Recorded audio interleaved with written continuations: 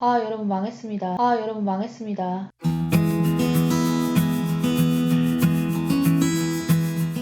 여러분 망했습니다. 지금 영상을 찍고 확인했는데 녹음이 안 됐더라고요.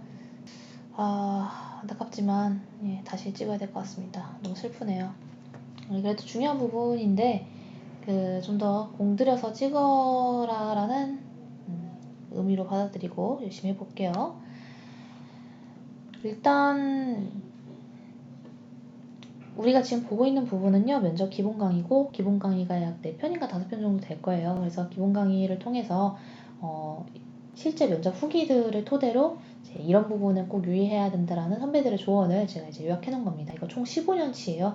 그래서 공통되는 부분들은 다 제가 제외를 했으니까 겹치는 부분 없이 우리가 어떻게 면접을 준비하면 될지 알아보도록 하겠습니다. 첫 번째로는 평가자가 잘 이해할 수 있도록 자신의 생각을 합리적이고 체계적으로 말해야 됩니다. 일단 초조하거나 당황하지 말고 여유롭고 편안한 분위기를 연출합시다.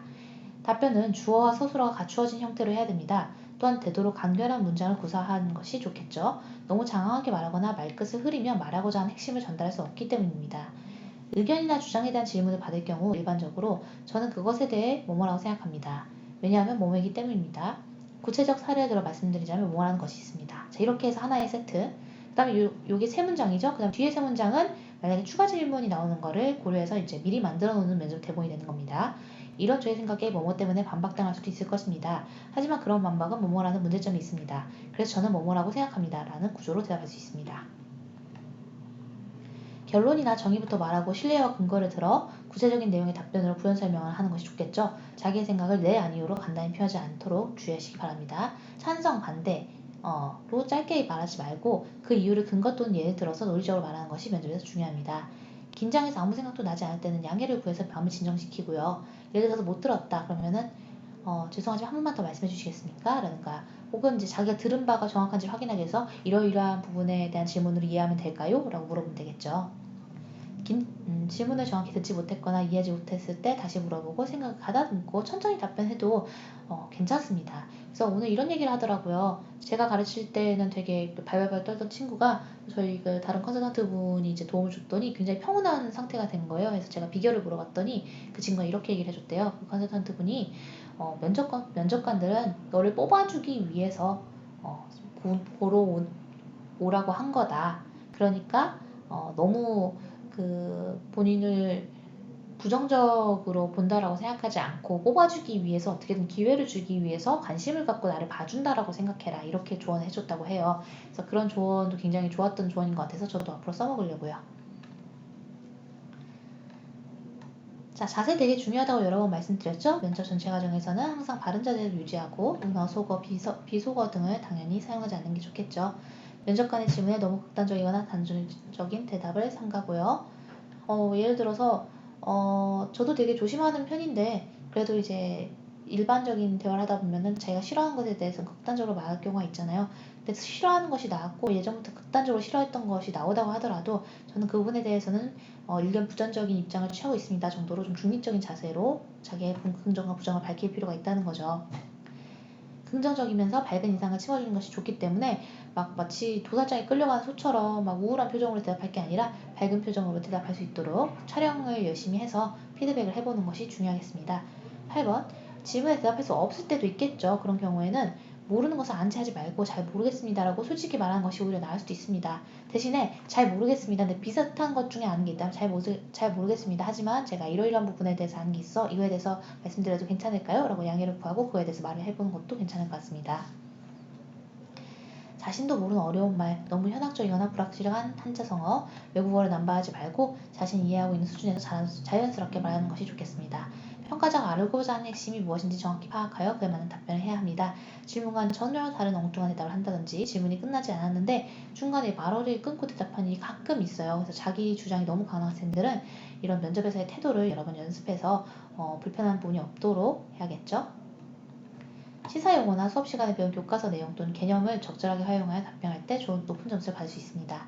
대답하는 과정에서 얼굴 표정이나 손짓, 적절한 제스처를 활용하는 것이 좋겠죠. 로봇이 말하듯 무표정하거나 고조장단이 없이 말하는 경우 평가에 부정적 영향을 미칩니다.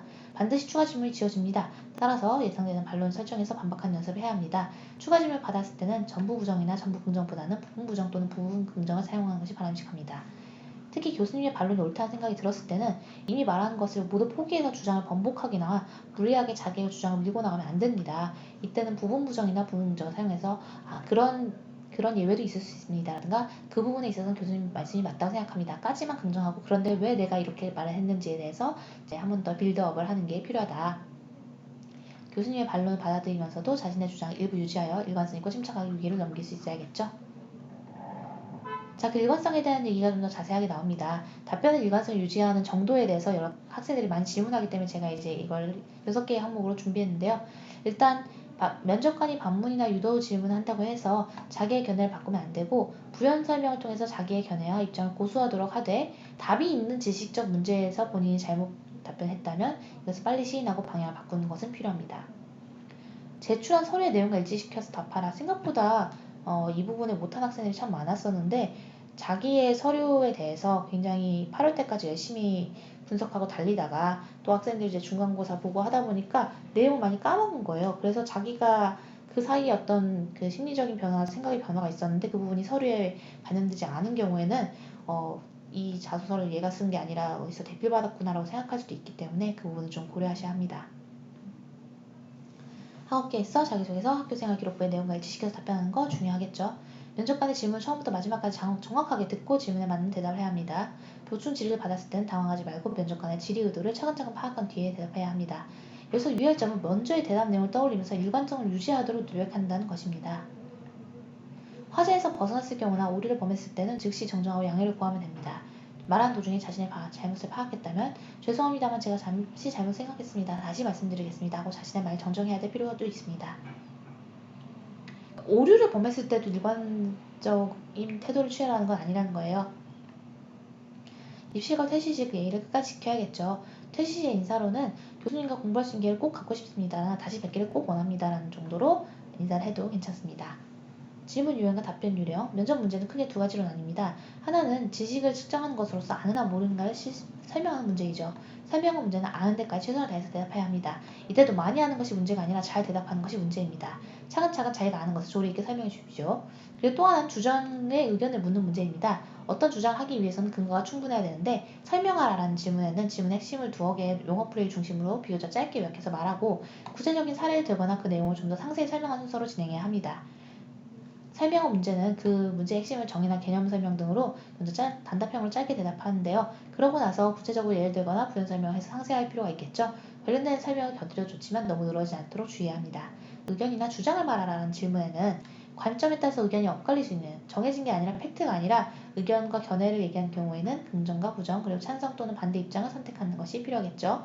그런 다음 결정한 견해에 대해 타당한 근거를 마련해서 논리적이고 체계적인 답변을 해야 합니다. 감정적인 답변을 하는 것이 아니라 논리적이고 체계적인 답변을 해야 합니다. 의견 주장의 문제는 자기 의견을 정확하게 먼저 밝힐 필요가 있습니다. 원칙적으로 어떤 주장인가는 평가의 대상이 아닙니다. 주장은 반드시 논거가 있어야 합니다. 양비론과 절충형의 대답은 주의하겠죠.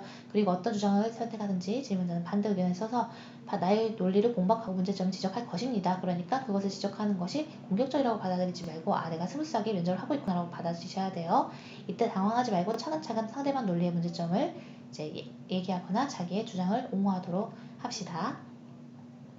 자, 추상적인 질문에는 얼핏 생각하면 답이 쉽지 않은데 구체적인 내용을 담아서 답변하면 면접관이 원하는 방향을 이룰 수 있어요. 예를 들어서 성공이란 무엇이라고 생각하나요? 굉장히 추상적이죠. 근데 여기에 자기가 성공이란 무엇이라고 생각하게 된 계기와 사례를 들어서 설명하면 훨씬 더 구체적인 답변을 할 수 있다는 것입니다. 구체적인 이야기 끝에는 항상 그 핵심을 요약하거나 일반과의 관계를 정리해 주는 것이 좋겠죠.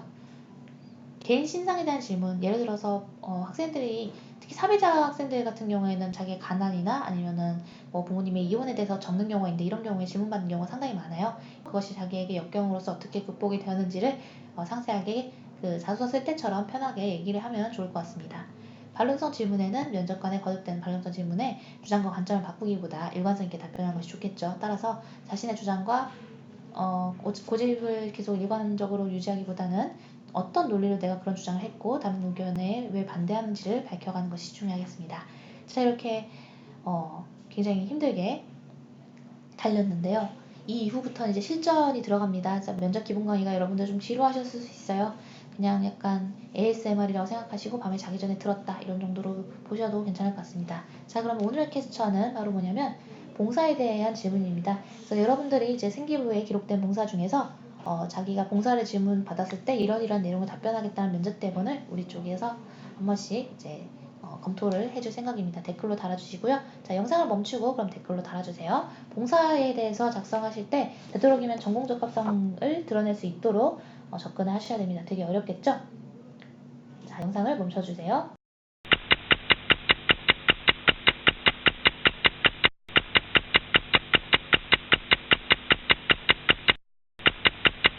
네, 그러면 답변 예시를 제가 읽어드리도록 하겠습니다.